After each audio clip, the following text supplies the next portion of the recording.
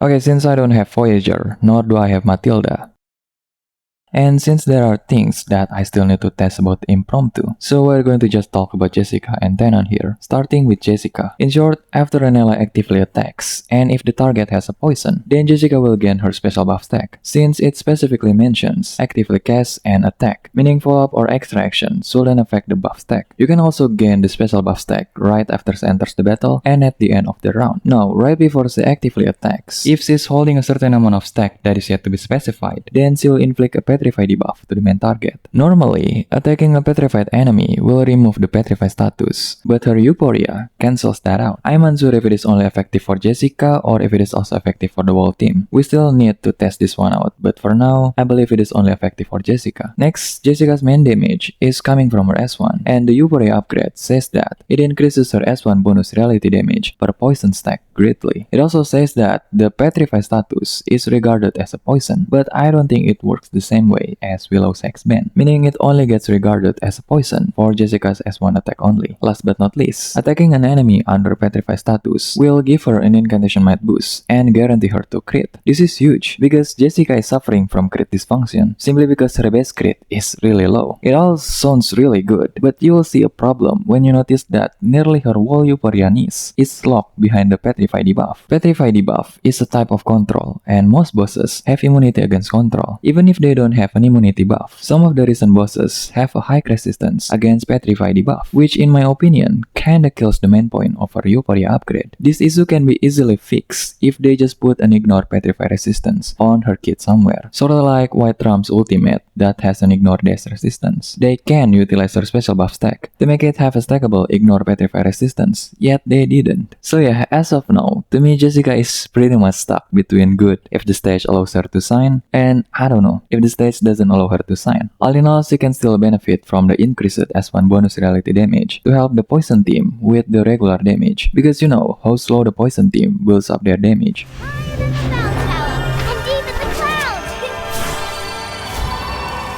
Tennant's Euphoria is much brighter than Jessica's, simply because it has little to no drawbacks. Her Euphoria will turn her into a decent extraction machine, thanks to her buffed Diamond Bullet mechanic. At the start of odd rounds, such as round 1, 3, 5, 7 and so on, she will gain herself a Diamond Bullet. This bullet will reduce the enemy's reality depth by 30% that lasts for 2 rounds, which means her Euphoria upgrade will make her an uptime reality depth debuffer. You can also gain 2 stacks of this bullet by casting her ultimate, by the way. Now, if she's holding a certain stack of Diamond Bullet that is yet to be specified, after an ally takes an action, she will cast her S1, and whenever she triggers some Diamond Bullet that is yet to be specified, she will cast her S2, which is her shield. As long as her shield is active, she will grant her allies a 20% damage reduction, and on my test, if you stack Babel Shield on top of Tennant's, then you can still benefit from the damage reduction effect. But if you do the opposite, then you won't be able to benefit the effect. This happens because the only character that can stack the shield is Babel. So if you are thinking of pairing Jay, Tennant, and Babel, there is a high chance that you won't be able to benefit Tennant's damage reduction, simply because Jay's shield is definitely higher than Tennant's, and the only one that can stack the shield is Babel. Last but not least, her ultimate will deal an additional reality damage per each type of bullets her allies have. The base ultimate damage at P5 itself is already really high, so pairing her with Nala to create a fast ultimate loop team should do the job, I think. Though that would mean you will have to actively cast her incantations.